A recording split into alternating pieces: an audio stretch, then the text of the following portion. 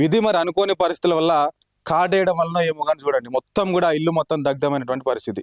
మాట్లాడదాం ఒకసారి. తను ఇక్కడ ఉన్నది, ఆ ఇంటి యజమానురాలు ఇక్కడే ఉన్నది. అమ్మ, ఏం జరిగింది అసలు? నిన్న మీకు ఎన్ని గంటలకు ఇంటిమేషన్ వచ్చింది? ఇది జరిగినప్పుడు మీరు ఎక్కడున్నారు అసలు? నేను పొద్దున్న లేచి అన్ని బంజానే చేసుకొని రోజులాగా పనికి వెళ్ళిపోయినా సార్. నాకు 12:30 నుంచి 1 గంట మధ్యలో నాకు ఫోన్ వచ్చింది. టైం చూసుకోవాలి, ఒకటైతే కాలేదు, ఇంకా లంచ్ ఒకటి కాలేదు. ఫోన్ వచ్చింది, మీ ఇంట్లో మంటలు వస్తున్నాయి, జల్దీ రండి అంటే, మంటలు మా ఇంట్లో ఎందుకు వస్తాయి అని కంగారు పడుకుంటూనే మాట్లాడినా.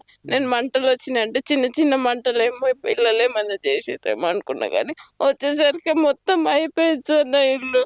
నేను రూపాయి కష్టపడి జమ చేసుకొని కట్టుకున్నాము. తినడానికి కూడా నాకు లేదు. పిల్లల సర్టిఫికేట్లు, ఇంటి పేపర్లు ప్రతి ఒక్కటి అల్మార్లో పెట్టుకున్నా. నాకు ఇప్పుడు ఏ ఆధారం లేదు. నేను ఎట్లా తెచ్చుకోవాలని నాకు అర్థమైతే లేదు. నాకు మాట్లాడడానికి కూడా వస్తలేదు సార్. నాకు నిన్న వచ్చేసరికి ఇలా చూస్తే నేను మాటలు రాలే అసలు. అట్టనే నిలబడి ఏమైందా ఇంటికి, అసలు ఏమైంది అర్థం కాలేదు. వచ్చేసరికి మొత్తం తగలబడింది. ఇంట్లో అంతా 100 మంది దాకా ట్యాంకులకి వెళ్ళి నీళ్ళు పోసుకుంటూ అరుతుర్రు. ఇంకా అప్పటికి ఫైర్ వాళ్ళు రాలే. తర్వాత మళ్ళీ ఫైర్ వాళ్ళు వచ్చారు. ఫైర్ వాళ్ళు వచ్చి మళ్ళా ఇంకా పైన ఉన్న మంటలు అవన్నీ ఇల్లంతా మొత్తం ఈడ దాకా వేడి వచ్చింది సార్. నన్ను గుంజుకుపోయారు. గ్యాస్ పేలుతుంది అని.